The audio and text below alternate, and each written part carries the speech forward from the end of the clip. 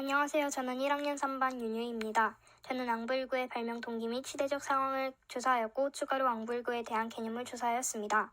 그럼 먼저 앙부일구의 개념을 소개하겠습니다. 앙부일구는 조선 세종 16년 1434년에 과학자인 장영실, 이천, 김주 등에 명하여 처음 만들어진 해시계입니다.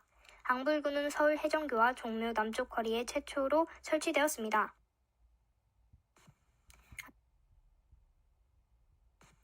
해정교와 종묘는 한양의 중심 도로가 있는 곳으로 유동인구가 가장 많은 곳이었으며 이를 통해 우리는 앙부일구는 백성들이 직접 보고 시간을 알 수 있도록 하기 위한 공중용 시계였다는 것을 알 수 있습니다.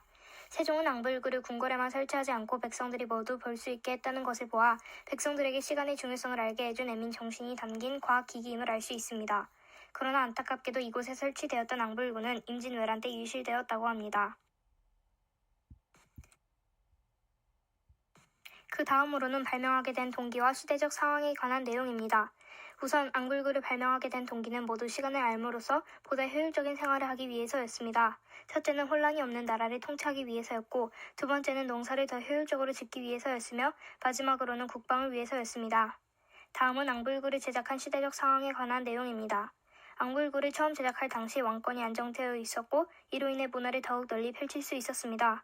앙불구를 제작하도록 명한 세종대왕은 군왕의 책무가 즉 위민이라고 생각하여 제위 32년간 백성들을 위해 많은 정책과 과학기술을 발전시켰습니다. 추가로 국가 통치의 가장 중요한 가치를 농업과 백성으로 여기셨으며 이를 위해 과학기술을 더욱이 발전시키셨습니다. 안녕하세요. 앙부일구 구조를 설명할 1학년 3반 18번 이윤아입니다. 앙부일구는 해의 그림자를 이용해 시간과 절기를 알 수 있는 발명품입니다. 시각선과 절기선이 그려진 둥근 송 모양의 시계바닥을 시반이라고 하고 아래에선 둥근 바닥을 받침대가 고정하고 있습니다. 시반에 고정된 그림자를 만드는 시계바늘은 영침으로 북쪽을 가리키는 철침입니다. 다음은 절기를 나타내는 가로줄과 시각을 나타내는 세로줄입니다. 절기는 한 달에 2번 15일 간격으로 나뉘지만 시반에는 하지에서 동지까지 절기 중 낮과 밤의 길이가 같은 절기선을 하나로 표시했기 때문에 13개만 표시되어 있습니다. 시각은 자축 인묘 등으로 12등분 되는데 시반에는 해의 그림자가 나타나지 않는 밤, 술, 해, 자축, 인시의 시각선은 표시하지 않아서 12개가 아닌 7개만 표시되어 있습니다. 다음은 날짜와 시간을 읽는 방법입니다. 먼저 앙부일구의 영침의 그림자가 닿는 곳을 표시한 뒤 가장 가까운 가로줄을 따라가면 날짜를, 세로줄을 따라가면 시간을 알 수 있습니다. 가로줄의 왼쪽은 여름, 오른쪽은 겨울을 나타내는데 옛날 사람들은 절기에 따른 날짜를 대부분 파악하고 있어서 그림자에 가장 가까운 절기를 보고 날짜를 짐작할 수 있었다고 합니다. 그리고 세로줄을 따라가면 각 선들 사이에 8개의 선이 더 그려져 있는데 이 선들의 간격은 각각 15분을 의미합니다. 이런 방법으로 우리 조상들은 앙부일구를 통해 시간과 날짜를 예측하였습니다. 안녕하세요. 저는 1학년 3반 19번 이현지입니다. 저는 앙부일구의 과학적 원리에 대해서 설명하겠습니다. 앙부일구는 시간과 절기를 알 수 있는 기구입니다. 동쪽에서 뜬 해가 서쪽으로 질 때 생기는 그림자를 시각선에 비추어 시간을 알 수 있으며 해의 고도가 계절에 따라 달라지기 때문에 계절선에 비추는 그림자를 보고 절기를 확인할 수 있습니다. 추가로 덧붙이자면 해의 고도는 여름에 가장 높고 겨울에 가장 낮습니다. 앙부일구는 한양의 위도를 정확하게 측정하고 영침을 한양의 북극 고도에 맞추어 설치함으로써 한양을 기준으로 한 국가 표준 시계입니다. 위도에 따라 해의 고도가 달라지기 때문에 정확한 시간을 알기 위함이었다고 할 수 있습니다.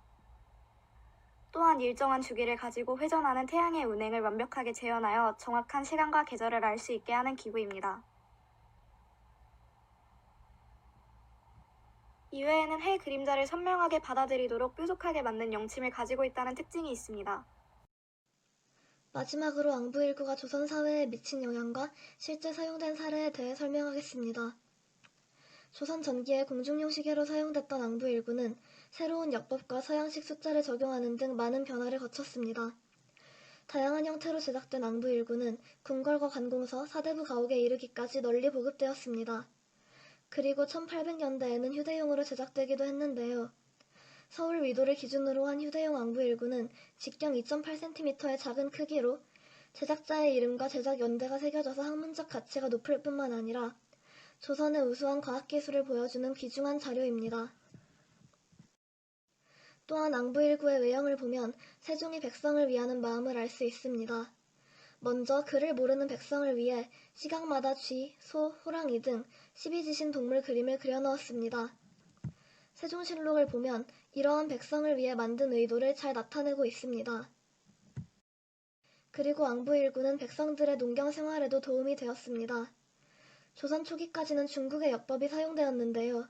이 때문에 절기가 정확히 맞지 않아 불편을 겪곤 했습니다. 앙부일구는 가로줄로 절기를, 세로줄로 시각을 표기하여 백성들이 조선의 절기에 맞게 농사를 지을 수 있도록 하였습니다.